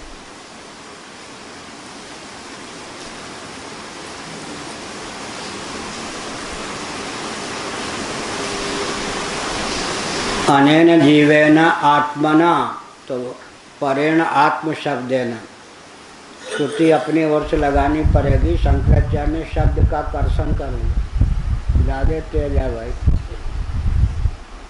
शरीर छुई मुई है, गर्मी भी लग जाए सर्दी भी लग जाए क्षण में। हाँ अब ठीक। अनेन जीवेन आत्मनानुप्रविश्य, अनुप्रवेश शरीरादि कोश परंपरया चांतर अनुप्रवेशेन, प्रवेशनेन, अनुप्रवेश भगवान का हो गया। इधर उधर कहाँ हुआ? उधर आकाशादि में, इधर पंचकोशों में, ये दिया प्रवेश हुआ। तो अन्नमय भी किसका नाम है? तत्त कोश से तादात्म्यापन्न होने पर आत्मा का नाम मय है। आत्मा तत्तन्मयो भवेत। अन्नमय में मय का अर्थ आत्मा है। मय प्रत्यय विकारार्थक है। अन्न प्रचुर या अन्न का विकार होने के कारण अन्नमय कोश, लेकिन पंचदशी कार ने दूसरे ढंग से भी अर्थ किया। तत्त कोश में तादात्म्यापत्ति को लेकर आत्मा तन्मयो भवेत। अन्नमय कोश में तादात्म्यापन्न जीव का नाम अन्नमय, अन्न में, अन्नात्मक शरीर में। प्राण में तादात्म्यापन्न पुरुष का नाम प्राणमय। मन में तादात्म्यापन्न पुरुष का नाम मनोमय। बुद्धि में तादात्म्यापन्न पुरुष का नाम विज्ञानमय। अब यहाँ अंतःकरण के तो 4 भेद हैं, मन बुद्धि चित्त अहंकार, लेकिन 2 का ही नाम लिया गया, मन और बुद्धि का। मन के योग से, मनोयोग से नाम हो गया मनोमय। बुद्धि के योग से, तो कोश की विवक्षा से अंतःकरण के 2 ही भेद होते, कौन? मन और बुद्धि। मय्येव मन आधत्स्व मयि बुद्धिम निवेशय, गीता। मय्येव मन आधत्स्व मयि बुद्धिम निवेशय। और सांख्यों के अंतःकरण के 3 भेद हो जाते हैं। ऊपर से लेंगे तो महत्त्व, उसको हम बुद्धि कहेंगे, अहम तत्व कह देंगे। महत्त्व, अहम तत्व और मन, चित्त का उल्लेख उनके यहाँ नहीं होता। चित्त का उपयोग बहुत है। योग का नाम क्या है? चित्तवृत्ति का निरोध, लेकिन चित्त को पृथक से तत्व नहीं माना। उनके यहाँ अंतःकरण के 3 ही विभाग होते हैं, मन बुद्धि और अहंकार। ऊपर से बुद्धि अहम, नीचे मन। बुद्धि और अहम प्रकृति विकृति कोटि के पदार्थ हैं उनके यहाँ समष्टि में। मन विकृति कोटि का पदार्थ, यह हुआ। और जब एकोनविंशत मुखा कहेंगे तब अंतःकरण के 4 भेद हो जाएंगे। अब भगवान ने 2 भेद करके 1 भेद कर दिया। अथ चित्तम समाधातुम न शक्नोसि मयि स्थिरम। पहले क्या कहा? मय्येव मन आधत्स्व मयि बुद्धिम निवेशय। मन बुद्धि के लिए एक ही शब्द का प्रयोग कर दिया। अथ चित्तम समाधातुम न शक्नोसि मयि स्थिरम अभ्यास योगेन ततो मामिच्छाप्तुम धनंजय। चित्त कहकर दोनों में का अंतर्भाव चित्त में कर दिया, बोलने की शैली है। शरीरादि कोश परंपरया चांतर अनुप्रवेशेन प्रवेशनेन सर्वेषाम् अन्तः प्रत्यगात्मानं निर्धारयत्। प्रत्यगात्मा सबसे प्रत्यक, अन्नमय में मय, प्राणमय में मय। विचित्र बात है। अन्न प्राण नहीं, प्राण अन्न नहीं, प्राण मन नहीं, मन प्राण नहीं, मन बुद्धि नहीं, बुद्धि मन नहीं, लेकिन मैं सबके साथ जुड़ा है। अन्नमय में भी मन, प्राणमय में भी मन, मनोमय में भी मन, विज्ञानमय में भी मन। वामदेव जी महाराज हमारी चुटकी लेते थे, दिमाग ही खराब हो जाएगा सामान्य व्यक्ति का जिस ढंग से आप बोलते हो। क्या कोष पर आ गए, इस पे आ गए, उस पे आ गए। अब एक व्यक्ति अगर सबको पकड़ना चाहेगा तो बेहोश हो जाएगा। पकड़ पाना बड़ा कठिन। यह हुआ तो शंकराचार्य ने तो लिया है ना, तद विषयेण परेण आत्मशब्देन अनेन जीवेन आत्मन अनुप्रविश्य नाम रूपे व्याकरण, वहाँ से ले लिया। बाकी सारे कोष को ला के रख दिया एक ही वाक्य में, तो व्याख्या तो तब होगी न, केवल हिंदी में एक वाक्य में अर्थ कर देंगे, कुछ नहीं समझ में आएगा। तत्तद विषयेण परेण आत्मशब्देन शरीरादि कोश परंपरया चांतर अनुप्रवेशेन प्रवेशनेन अन्नमय की अपेक्षा प्रत्यक, प्रत्यक माने अंतरंग, पराक माने बाह्य, प्रत्यक माने अभ्यंतर, अंदर। कैसा? अन्नमय की अपेक्षा प्राणमय सूक्ष्म है। अन्नमय स्थूल शरीर है, प्राणमय सूक्ष्म शरीर का प्रभेद है। उसकी अपेक्षा मन सूक्ष्म, उसकी अपेक्षा बुद्धि सूक्ष्म। नींद टूटती है तो पहले मन जगता है या बुद्धि जगती है? कहो निकेल जी, आपके जीवन में क्या होता है? पहले मन जगता है या बुद्धि जगती है? तो कौन, किनका मन जगा? कौन कौन बोल रहे हैं? आप। आपके जीवन में ऐसे ही होता होगा। नींद टूटने पर, हाँ, नींद टूटने पर पहले क्या होता है? प्यास लगती है पहले। गैस यहाँ इतना भरे कि पानी एक घूंट पियो, नहीं तो बेहोश हो जाए। नींद टूटती है। ज़्यादातर यह लक्षण गोरख धंधे से मुक्त जो बच्चे हैं उनमें दिखाए। या हमारे यहाँ वो आदित्य, हाँ आदित्य में आज यहाँ लेट गया था जहाँ प्रवचन करने जा रहे थे, और ब्रह्मा जी ने जगाया, एकदम फिर वो नाग बन गया। तो बच्चों में अंगड़ाई लेने वाले जो बच्चे हैं जगावे हैं तो क्या होता है? गुमसुम पहले बैठे रहते हैं, नहीं एक सेकंड सही हम लोग, उसके बाद अहम का उदय होता है, फिर इदम, मन करण कोटि का पदार्थ है, इदम कोटि। पहले अहम कोटि का पदार्थ जगता है, उससे पहले महत्तत्व। नींद टूट गई तो अव्यक्त भावापत्ति समाप्त हो गई। अहम जगा नहीं या नींद टूट गई, इस बीच में कौन है? महत, बुद्धि। फिर अहम जग गया, और दो ही विभाग करेंगे तो महत्तत्व को बुद्धि में डाल दीजिए, नहीं तो पहले यही होता है। तो पहले महत्तत्व या बुद्धि जग गई, उसके बाद अहम जगता है, फिर मन जगता है। मन इदम कोटि का पदार्थ क्यों है? क्योंकि कारण है। बुद्धि क्या है? औरों के लिए आत्मा बन के ही बुद्धि काम करती है। जैसे कोई सचिव हो प्रधानमंत्री आदि के, औरों के लिए वो प्रधानमंत्री ही है। प्रधानमंत्री के लिए वो क्या है? सेक्रेटरी या सचिव। क्या औरों के लिए तो प्रधानमंत्री ही है। ऐसे ही कहाँ लिखा है? कर्तृधिकरणम तक्षाधिकरणम में भगवान शंकराचार्य ने भाष्य में लिखा। तो पहले बुद्धि जगती है, फिर मन जगता है। बुद्धि जगने का कोई हेतु है या स्वयं जग जाती है? बुद्धि जग जाती है। ब्रह्मा जी का क्या नाम है? स्वयंभू।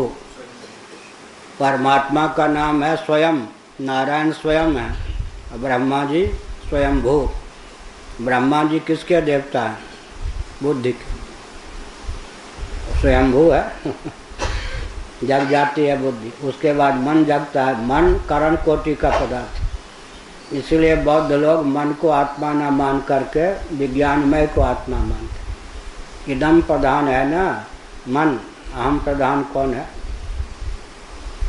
बुद्धि में अहम का अंतर्भाव हो जाता है, मन में चित्त का, तब जाकर अंतःकरण के दो विभाग होते हैं।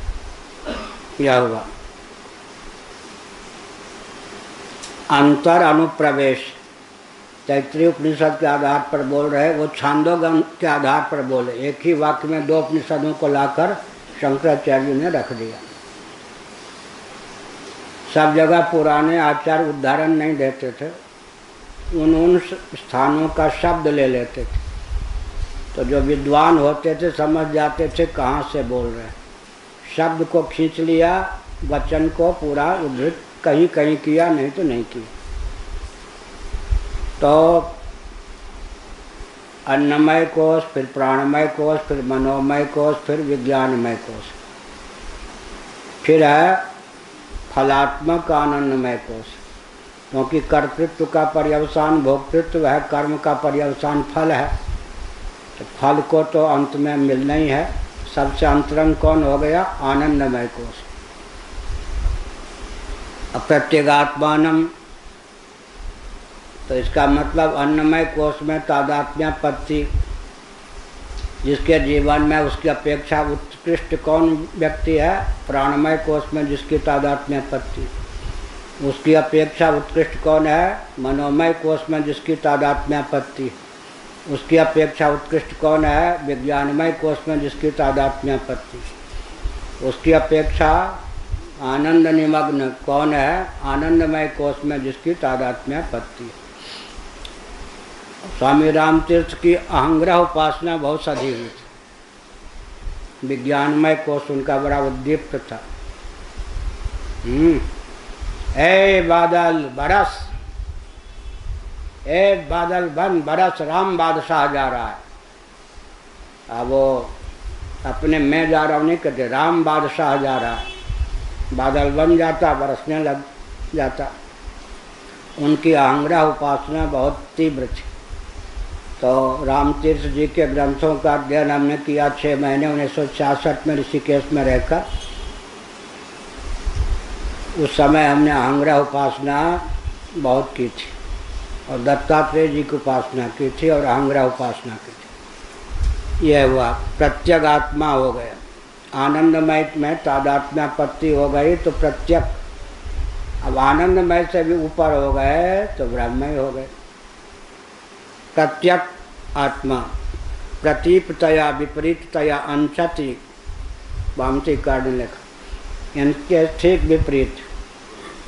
ये संभत हैं। आत्मा क्या है? असंभत। ये अनेक हैं, वो एक है। ये सगुण है, वो निर्गुण है। ये भौतिक हैं तो वो अभौतिक है। इनके ठीक विपरीत। या चित्त हैं तो वो चित्त है, या नित्य हैं तो नित्य है। ऐसे निराधार अयत, इस प्रकार से एक एक अन्नमय कोश को पहले, अन्नमय कोश को आत्मा मानने वाले कौन हैं? चारवाक, लोकायतिक, कम्युनिस्ट आदि। वो भी अच्छे हैं। क्यों अच्छे हैं? तो बाह्य जो स्त्री पुत्र भवन इत्यादि हैं, उनकी अपेक्षा तो प्रत्यक है ना शरीर। कोई शरीर पर कोई आँच आवे, मकान को लेकर भगेगा, कमरा को लेकर भगेगा, या शरीर को लेकर व्यक्ति भगेगा? क्या बहुत राग होगा तो मर जाएगा, नोटों का बंडल संभालते संभालते तब तक आग में जल जाएगा। शरीर को लेकर भगेगा। तो चारवाकों का जो सिद्धांत है तो बीज मुख से न लेकर निषेध मुख से लेना चाहिए। देह, बाह्य, पुत्र, स्त्री, भवनादि के अनात्मत्व के निश्चय में चारवाक सिद्धांत का उपयोग है। क्या? वो भी उपकारक हैं। देहादि, पराक, देह नहीं, पुत्रादि, भवनादि, शरीर के बाह्य जो पदार्थ हैं उनके अनात्मत्व के निश्चय में चारवाक मत का पर्यवसान है। हमारे पूज्य गुरुदेव का है सर्व सिद्धांत समन्वय नामक निबंध, अपने यहाँ से पृथक से प्रकाशित है, उसमें उन्होंने यह तथ्य प्रकाशित किया। ऐसे अब स्थूल शरीर की अपेक्षा सूक्ष्म शरीर प्रत्यक्ष है। सूक्ष्म शरीर के 3 भेद हैं, प्राण, मन और बुद्धि। प्राण की अपेक्षा, क्योंकि प्राण में क्या होता है, जाड्य है, उसकी अपेक्षा मन में चेतनता है, और मन की अपेक्षा मन में अहम भाव नहीं होता, इसलिए उसमें बुद्धि में उसकी अपेक्षा चेतनता है। तो जग गए, गुमसुम बैठे हैं, ये महत्त्व की बुद्धि की अवस्था है। अहम भाव का उदय हो गया, ये अहंकार की। मन काम करने लगा, मन, फिर इंद्रियां काम करने लग गए, ऐसा। और चुपचाप बैठे हैं, हिलन डुलन से रहित, आकाश की स्थिति है। शरीर में हलचल हो तो वायु, आकाश से वायु, हलचल होने से गर्मी लगने लग गई तो वायु से तेज, गर्मी लग गई तो पसीने टपकने लगे, तेज से जल, और पसीना जम के मैल बन जाए तो जल से पृथ्वी। किसने लिखा? शंकराचार्य ने, पहले आ चुका है। इस प्रकार से उत्पत्ति क्रम का भी ज्ञान हमको हो सकता है।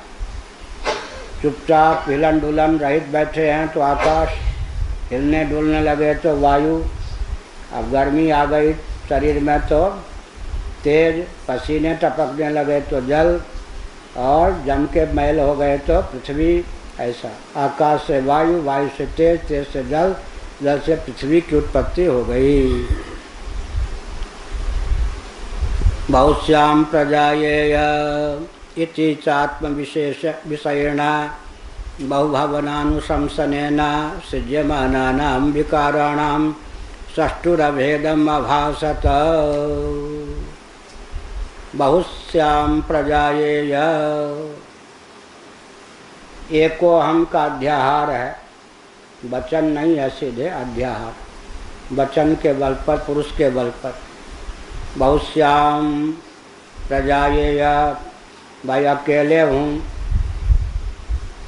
ठीक नहीं, बहुत रूपों में स्वयं को ही व्यक्त कर दूँ।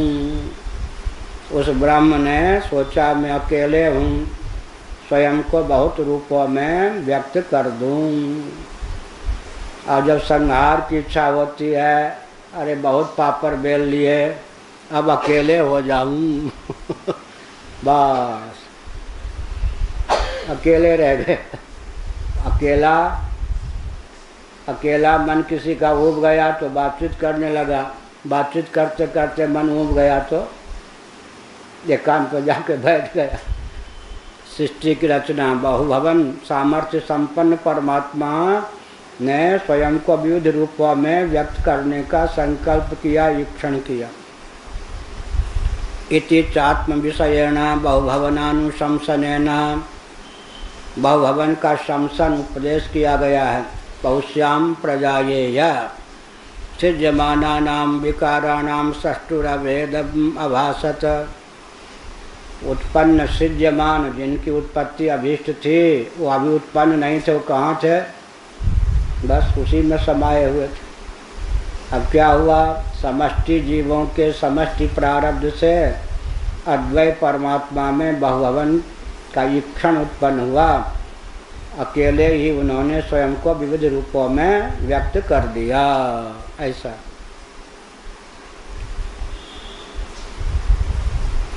सृज्यमान पदार्थ उस समय सृष्टा परमात्मा से एकीभूत होकर स्थित थे, अर्थात प्रजायेय निमित्त कारण भी वही, बहुश्याम उपादान कारण भी वही।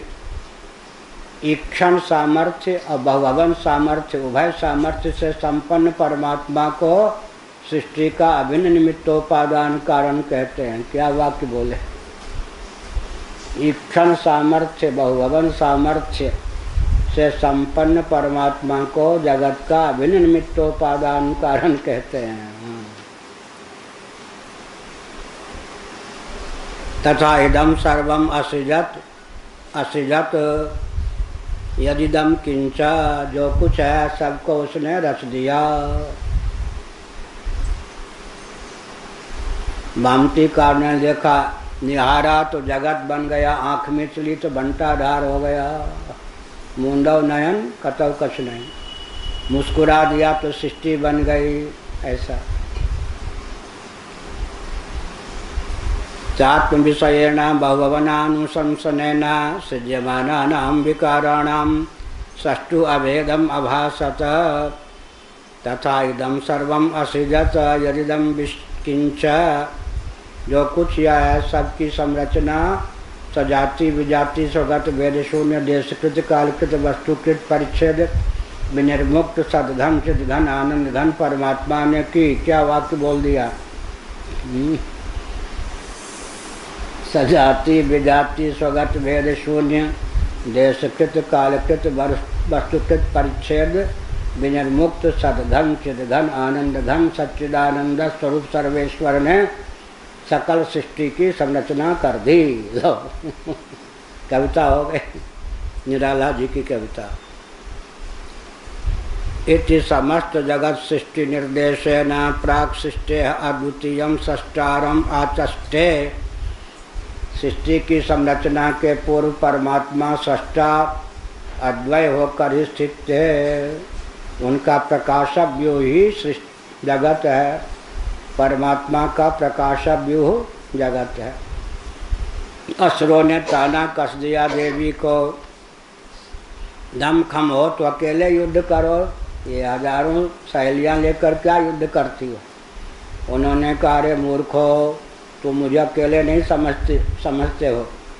लो अब मैं अकेले हो गई। वो कहाँ थे देवियाँ, कहाँ से थीं?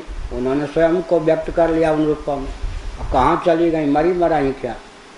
जहाँ से आई थी उनके शरीर में मानो सूर्य अपनी रश्मियों को समेट ले और बिखेर दे, चंद्रमा किरणों को बिखेर दे और चंद्रमा आत्मसात कर ले।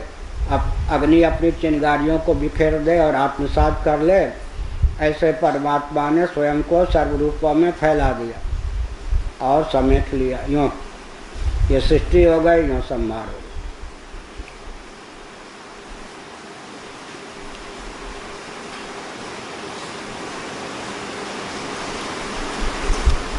तदत्र यल्लक्षणं ब्रह्म कारणत्वेन विज्ञातं तल्लक्षणमेवान्यत्रापि विज्ञायते।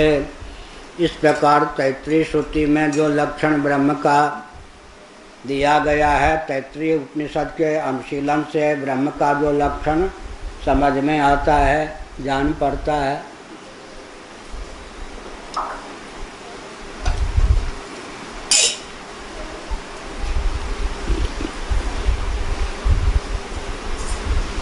वही लक्षण अन्यत्रापि विज्ञायते। अब छांदोग्य को ले लिया। वही लक्षण अन्यत्र भी दृष्टिगोचर होता है, समझ में आता है, एक रूपता है। विज्ञान कहाँ है? सदैव सोमेदम अग्र आसीत एकमेवा द्वितीयम तदैक्षत बहुश्याम प्रजायेय इति तत्तेजो सृजत इति। छांदोग्य ले लिया। एक पिता थे, उन्होंने अपने पुत्र को श्वेतकेतु, उद्दालक श्वेतकेतु को कहा, बेटा गुरुकुल जाओ पढ़ने। जो पिता पुत्र को पढ़ाने लगते हैं, पुत्र समझता घर के ही तो हैं, तपस्या आदि नहीं करनी पड़ती, भिक्षा नहीं मांगनी पड़ती। अब पिता में व्यामोह होता, एक ही दिन में सारा ज्ञान दे दो। अब बेटे में आखिर पिता ही तो हैं, गुरु क्या हैं? पिता ही तो हैं। इसीलिए जो बनिया लोग होते हैं, अपने बेटे को, भले ही करोड़पति बनिया हो वैसे हो, अपने बेटे को पहले अपनी दुकान पर नहीं बैठा था। वो डांटेंगे कैसे? मालिक मानेगा न अपने। दूसरे के यहाँ भेजते नौकरी करने के, वहाँ डांट भी करेगी, लाभ होगा तो जिसके यहाँ नौकरी कर रहा है उसके हानि होगी तो उसकी प्रशिक्षित भी हो जाएगा। अपनी दुकान में मालिक समझेगा, बंटा ढार कर देगा, किसी को कुछ गिनेगा नहीं। इसीलिए करोड़पति भी पहले दूसरे के यहाँ बेटे को भेजते हैं, उसके बाद अपनी दुकान की चाबी देते, नहीं तो नहीं देते। भेज दिया गुरुकुल में, पढ़ लिख के आया चिलवा पुत्र, पिता को प्रणाम भी करना छोड़ दिया उसने। हाँ। अब इतना बढ़ के विद्वान होके आया हूँ, पिता ने सोचा वाह ये तो और अहंकारी हो गया, विद्या पढ़ के क्या आया, अहंकारी हो गया। अब इसका अहंकार तो तोड़ना चाहिए। एकांत में कहा क्या तुम उसको जानते हो जिस एक के ज्ञान से सर्वम विज्ञातम भवति। उसने सोचा कि पकड़ में आ गया, मैं तो नहीं जानता। तो उसने बड़ी चतुराई की। पिताजी फिर ये न अगर मैं कह दूँ गुरुजी ने हमको तो ये नहीं पढ़ाया, फिर गुरुकुल न भेज दें, फिर वो भिक्षा मांगनी पड़ेगी। उसने कहा गुरुजी के पास जितनी विद्या थी सब तो मुझे दे दी, गुरुजी के पास भी ज्ञान होता तो जरूर देते। न मैं जानता हूँ न मेरे गुरुजी जानते। अब उसको हुआ कि मेरे पिता के पास तो वो ज्ञान है जो मेरे पास नहीं, मेरे गुरुजी के पास नहीं। तब वो बचवा अहंकार से कुछ मुक्त हुआ, तो अभी छोड़ा नहीं। प्रैक्टिकल होता है ना, पहले थ्योरी फिर प्रयोग, पहले सिद्धांत। फिर कहा सुनो मन की 16 कलाएं हैं, 15 दिन तक अन्न छोड़ दो, जल लेते रहो। बेटे को भी तप करने से वेद पाठ सुनाओ, सुना दिया। अब 15 दिन तक अन्न सेवन नहीं किया, फल नहीं लिया, दूध नहीं, केवल पानी पड़ा। बुलाया वेद पाठ करो, 15 कला तुम्हारे मन की समाप्त हो गई, 16वीं कला शेष है। फिर अन्न पालो, वेद पाठ दिखा दिया कि मन की 16 कलाएं। मन के देवता कौन है? चंद्रमा की कितनी कलाएं हैं? 16। नेत्र के देवता कौन है? सूर्य। सूर्य की कितनी कलाएं हैं? 12। 12 और 16 में कौन अधिक है? 16 अधिक है गणित की दृष्टि से, लेकिन यहाँ कोई अधिक नहीं है। 12 कला में सूर्य पूर्ण होते हैं, 16 कला में चंद्रमा पूर्ण होते हैं।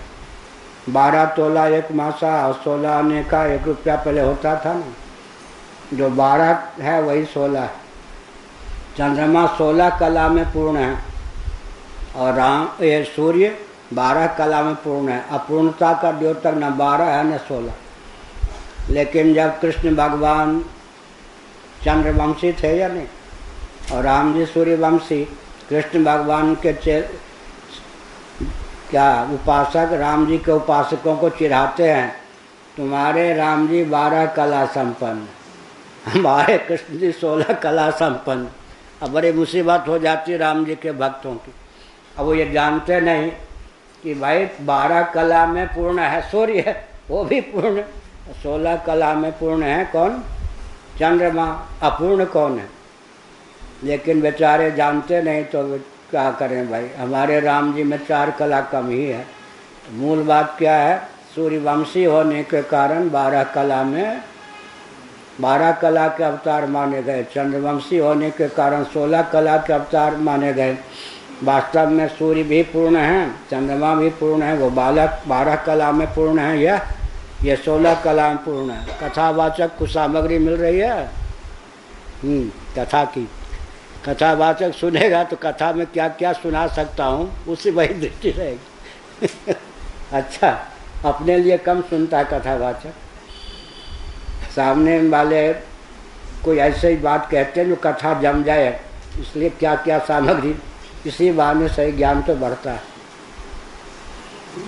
हाँ, अग्नि की जो 10 कलाएं हैं उनको भी इनसे जोड़ 8 कला हैं, 10 कला हैं, सब हमारा एक ग्रंथ है अवतार रहस्य, उसमें हमने सब लिखा है, वो पढ़िए। अवतार रहस्य बहुत महत्वपूर्ण ग्रंथ है, कलाओं का वर्णन उसमें, और अग्नि की कला इतनी क्यों, 16 कला क्यों, सब का वर्णन बहुत विस्तार पूर्वक अवतार रहस्य नामक ग्रंथ में। बहुत कुछ ग्रंथ लिखा गया, लोग पढ़ते ही नहीं। एक भी ग्रंथ पूरा नहीं पढ़ते, क्योंकि आजकल उतना धैर्य नहीं है। केवल वो पढ़ते थे 3-3 बार। कौन? जयमंत मिश्र। तो ग्रंथ मिलता हमारा 3 बार पढ़ते थे, 2 बार 3 बार। कुंती स्तुति हमारी श्यामानंद जी ने, श्यामा शरण जी ने उत्तर काशी में रहकर 3 बार पढ़ा ग्रंथ, हमको बताया। क्योंकि वल्लभाचार्य का खंडन नाम लेकर नहीं किया है, वल्लभाचार्य का सिद्धांत लिखा, वस्तुतः कहकर परिहार कर दिया। और वल्लभ संप्रदाय के बहुत बड़े विद्वान थे ना, तो 3 बार उन्होंने कहा मैंने पढ़ा, तब समझ में आ गया। हो गया सदैव सौम्य दमग्र आसित। अब उन्होंने उपदेश दिया, हे सौम्य, सौम्य भी कहते हैं लेकिन उपनिषदों में सौम्य, सोम से सौम्य, सौम्य है ये, चंद्रमा से ही सोम लिया, सोम सौम्य, शांत स्वभाव। सदैव सत ही था, आसित, सृष्टि रचना के पूर्व महाप्रलय की दशा में। वो कैसा था? एकम एव अद्वितीयम, सजाति विजाति स्वगत भेद शून्य था। एकम एव अद्वितीयम, अद्वितीयम माने विजाति भेद रहित, एकम माने सजाति भेद रहित, एव माने स्वगत भेद रहित। एक प्रकार ये है, दूसरा प्रकार और भी है, स्वगत भेद पहले, फिर सजाति, फिर विजाति। एक सजाति भेद रहित, एव से एक से स्वगत भेद रहित, ये भी अर्थ करते हैं। एव से सजाति भेद रहित, उसके सरीखा और कोई नहीं था और उसके अतिरिक्त कोई नहीं था, विजाति भेद रहित।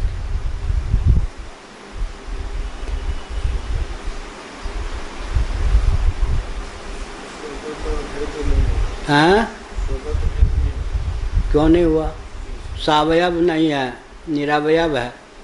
निरवयव होने के कारण स्वगत भेद नहीं, सदृश न होने के कारण सजाति भेद नहीं, विसदृश न होने के कारण विजाति भेद। क्या? निरवयव होने के कारण स्वगत भेद नहीं। स्वगत भेद, बट का एक फल ले लीजिए, स्वगत भेद अंदर है या नहीं?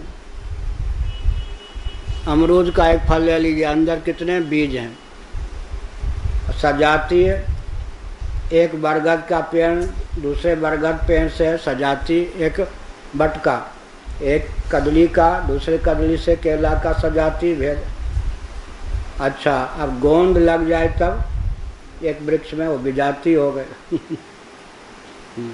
सजाति से विजाति हो जाते, स्वगत से सजाति, सजाति से विजाति, स्वगत भेद।